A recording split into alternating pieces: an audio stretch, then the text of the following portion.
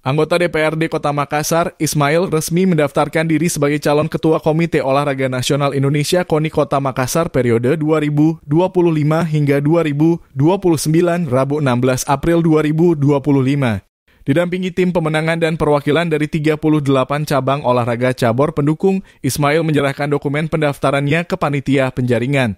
Dalam kesempatan tersebut, Ismail menyampaikan rasa terima kasih kepada para cabur yang telah mempercayainya. Ismail juga menegaskan komitmennya dalam membangun ekosistem olahraga yang lebih baik, termasuk meningkatkan pembinaan atlet sejak usia dini dan memperbaiki fasilitas olahraga di Kota Makassar.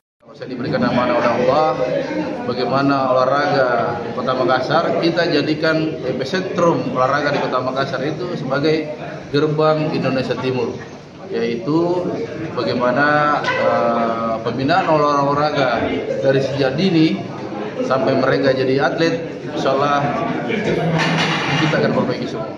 Sebelumnya, sebagai anggota DPRD sekaligus Ketua Harian Partai Golkar Makassar, Ismail juga mengaku sudah mendapat restu dari Wali Kota Makassar Munafri Arifuddin. Ketua tim pemenangan Ismail, Andi Soeharmika, optimistis bahwa Ismail adalah kandidat terbaik. Ada beberapa calon nanti yang ditetapkan, kita masih menunggu prosesnya.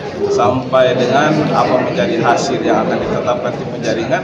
Kalau memang calon tunggal, alhamdulillah. Kalau memang ada lawan untuk berkompetisi, kita siap. Untuk menjadi calon Ketua KONI Makassar, terdapat sejumlah syarat yang harus dipenuhi, termasuk mendapatkan rekomendasi dari minimal 30% anggota KONI, memiliki kemampuan manajerial, serta menyatakan kesediaan mundur dari jabatan lain jika terpilih. Heru, Fajar TV dan Fajar Radio melaporkan. Terima kasih telah menonton. Jangan lupa subscribe, like, comment, and share. Saksikan terus informasi terbaru dengan menekan tombol lonceng hanya di channel Fajar TV.